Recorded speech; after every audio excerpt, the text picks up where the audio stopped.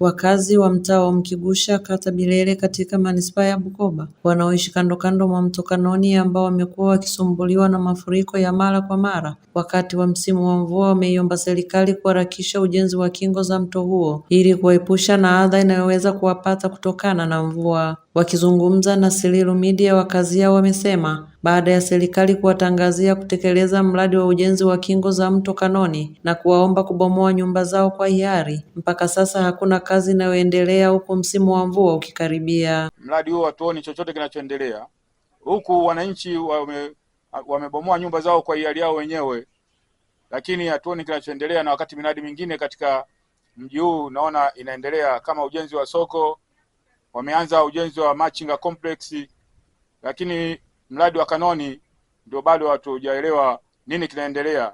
Na wakati saizi ndio msimu wa mvua unakuja na mafuriko yanakuja kuingilia watu kwenye majumba yao. Tulivunja mwezi wa 8, ndani ya wiki moja wakasema kwamba tupishe huo ujenzi. Nadhani labda ndani ya mwezi huo wa 8 mwishoni au mwezi wa 9 mwanzoni ndio ujenzi utafanyaje, utaanza.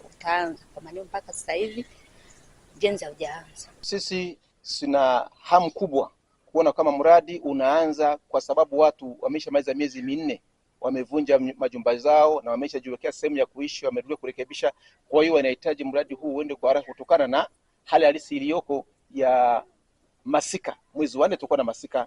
Kwa hiyo tunahitaji mradi uanze kwa muda uliopangwa. Diwani wa kata Bilele Taufik Sharifu amesema hitaji la wananchi wa mtaa huo ni kuona mradi wa ujenzi wa kingo za mto Kanoni unatekelezwa kwa wakati ili kuondolea hofu wananchi ya kukumbwa na mafuriko. Na wananchi wana haki au tuna haki ya kuwa na wasiwasi kwamba toka wamekabidhiwa site hawa wakandarasi wa China mpaka hivi leo miezi zaidi ya 5 hakuna ambacho kimeweza kuonekana, hususan kwenye kata yangu ya Bilele.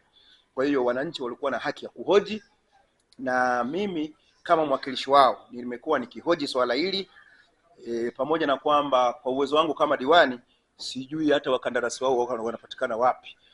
Mimi sifahamu wanapatikana wapi, lakini kwenye vikao vinavyohusika nataka niwahakikishie kwamba kuanzia mwezi huu nitafuatilia. Lakini kwa utundu wangu mdogo mdogo tumeweza kuambiwa kwamba hawa wakandarasi hivi tunavyozungumza wameshaanza kazi, na nilipouliza wameniambia wameanza kazi ambayo hivi tunavyozungumza wameshafumua barabara 2.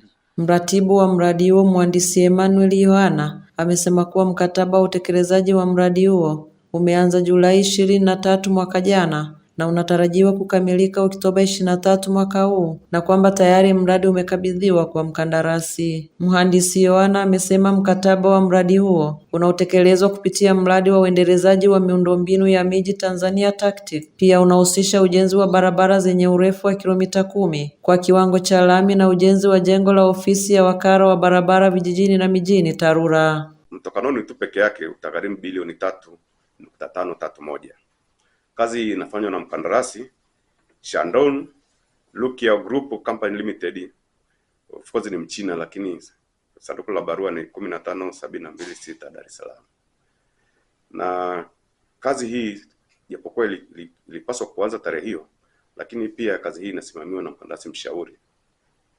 Na kwa bahati mbaya walianza kumprokiwa mkandarasi wa huu mkataba kabla ya kumprokiwa consultant alikuja kufanywa procurement baadaye.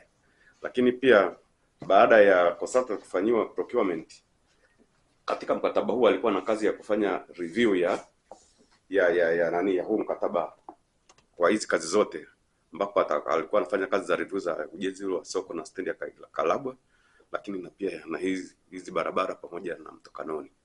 Kazi hii walitakuwa wafanya takriban miezi 2.